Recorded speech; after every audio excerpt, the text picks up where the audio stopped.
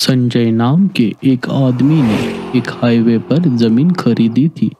उसे जमीन पर उसके ढाबे का काम चल रहा था। एक दिन संजय अपने पास काम करने वाले रमेश से कहता है, मैंने तय किया है कि हम रात को भी ढाबा खुला रखेंगे। रात के वक्त बड़ी बस ट्रैवलर गाड़ियां बहुत से यात्रियों को लेकर आती है। अगर रात के वक्त एक भी गाड़ी हमारे ढाबे पर रुक गई तो हमें बहुत मुनाफा होगा। मुझे लगता है कि रात में 3 लोग काम के लिए रुकेंगे तो भी चलेगा। तुम लोग रात को यही रुक जाना। ठीक है सेठ जी।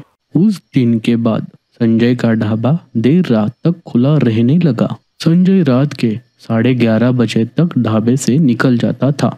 बाद में रमेश, राजेश और भोला तीनों वहां रुकते थे।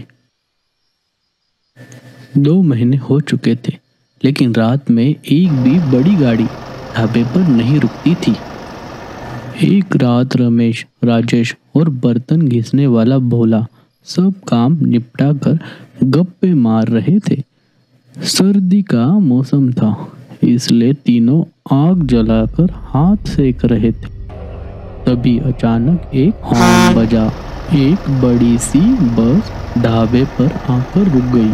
उस बस से 15-20 लोग नीचे उतर गए। उन्हें देखकर रमेश ने कहा, आप सब बैठिए, हम आपके लिए स्वादिष्ट खाना बनाकर लेकर आते हैं। इतने लोगों का खाना फटाफट बन जाए, इसलिए रमेश ने भोला को भी उनकी मदद करने के लिए कहा। सबको बैठने को बोलकर तीनों किचन में चले गए। फिर राजेश्वर बोला, इन सब का ऑर्डर बनाने के लिए हम तीनों को जल्दी जल्दी हाथ चलाने पड़ेंगे।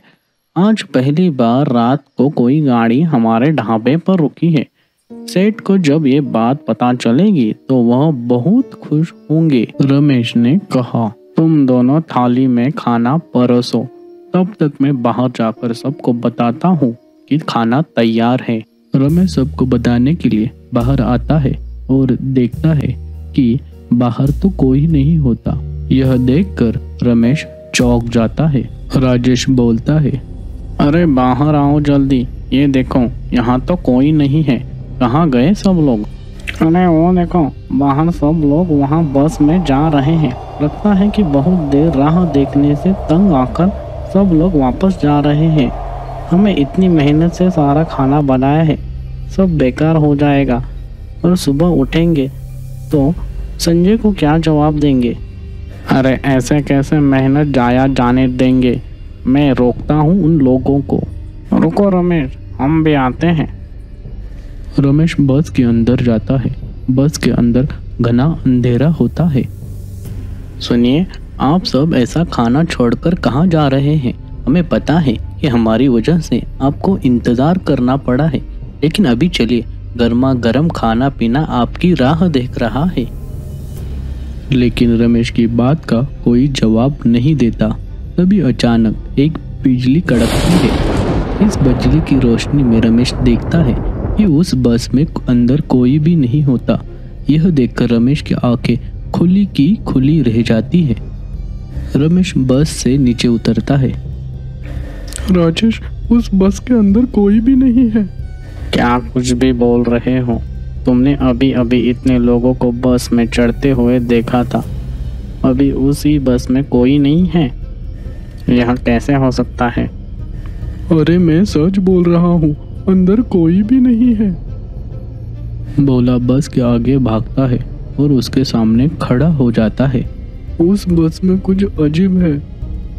अरे ऐसे कैसे जाने दें इन लोगों को? इनके लिए इतना सारा खाना बनाया है, वह सब फेंक दे क्या? भोला ऐसे बोल ही रहा था, उसकी नज़र बस के ड्राइविंग सीट पर गई, लेकिन ड्राइविंग सीट पर कोई भी नहीं बैठा था। यह देखकर भोला को रमेश की बात पर यकीन हो गया। वो बस के सामने से भागने ही वाला था कि तभी वो बस तेजी से उसके पास गई और उसे कुचलकर चली गई। भोला के दोनों पैर कट गए। वो बस के आगे रास्ते छोड़कर झाड़ियों के बीच चली गई और वहीं पलट गई। यह सब देखकर रमेश और राजेश का दिमाग सुन्न हो गया। उन्होंने भोला को अस्पताल में एडमिट किया। उसके घर वालों को खबर कर दी। संजय जब ढाबे पर पहुंचा तब उसने देखा कि ढाबा खुला हुआ था और खाना वैसे की वैसे ही पड़ा हुआ था, लेकिन रमेश, राजेश और भोला का कहीं पता नहीं था। फिर संजय ने रमेश को फोन करके पूछा, इतना खाना बनाकर ऐसे ही छोड़कर तुम लोग कहाँ चले गए हो? यह खाना बासी लग रहा है, कल बनाया था क्या? सेठ जी, कल रात एक बहुत बड़ा हादसा हो गया। आज से मैं और राजेश इस ढाबे पर काम नहीं करेंगे। क्या? यह क्या बोल रहे हो?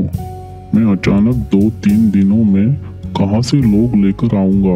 और ऐसे क्या हुआ कि अचानक तुम्हें काम छोड़ना पड़ा? वो सब सुनकर संजय को भी कुछ समझ नहीं आता कि क्या सच है और क्या नहीं।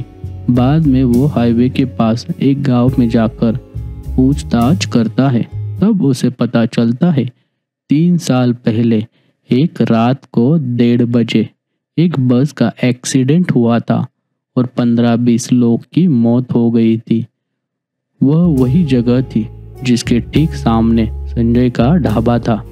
संजय समझ गया कि रात को उसके ढाबे पर जो बस रुकी थी वह साधारण बस नहीं थी, एक भूतिया बस थी जिसके अंदर उसे हादसे का शिकार हुए लोगों की भटकती हुई आत्मा बैठी थी।